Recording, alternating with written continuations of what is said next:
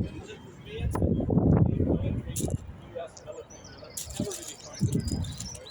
So it was founded in this barrack Curtis.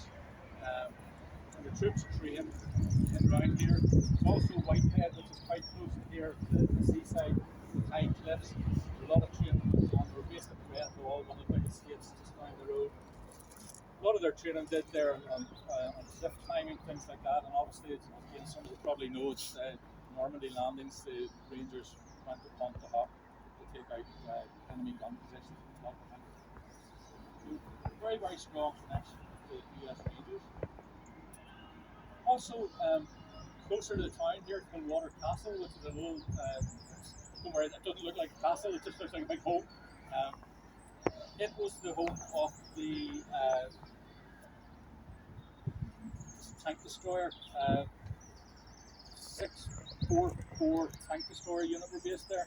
They came here in January 1944.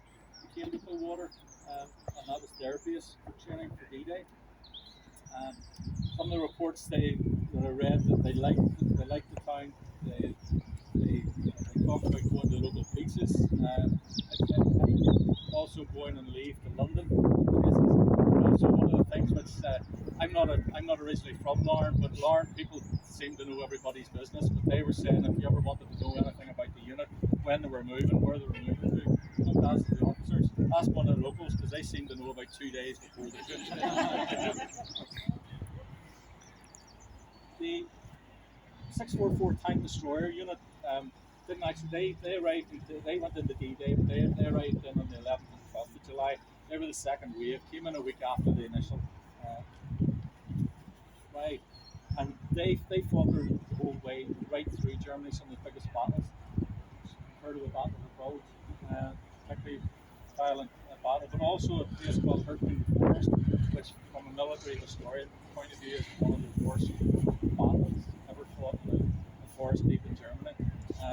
They sustained 39% casualty rate. They're just a couple of units which are associated and have a strong association with Larne. What I'd like to do now is just briefly tell you about a couple of the other memorials, because this is renamed as the Memorial Garden, so it's for other memorials as well. And this is the most recent memorial here which has been planted, which is a tree, and this is to the only First World War casualty from Larne, a woman, lady First World War casualty. Her name was Patricia Henderson.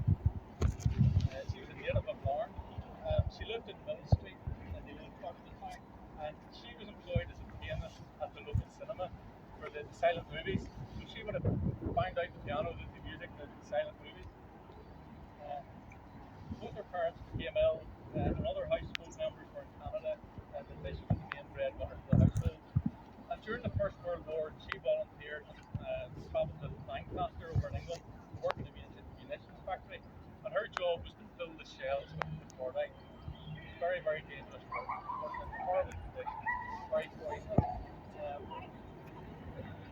Toxic fumes created, and the girls were called the Canaries. Women that worked in the factory were often called the Canary girls because the toxic chemicals they worked with turned their skin yellow. Now it is said that her and a work colleague took their masks off to take a sweet, inhaled, and died of poison. Letitia she's the only known female casualty of the Great War, and she's commemorated with the other so-called Canary girls on a national memorial in York Minster for those forgotten and fallen. She was born in 1890, died in 1917, she was 27 years of age, and there was nothing to commemorate her life and service in this native town until this tree was planted. The Henderson family circle represented, she had relatives in the States as well. Another two memorials. I don't know if we dress round. If you want to come round, we'll look at the other two memorials. We're good for time. The guys are probably just forming up now, so it'll be about 15 or 20 minutes.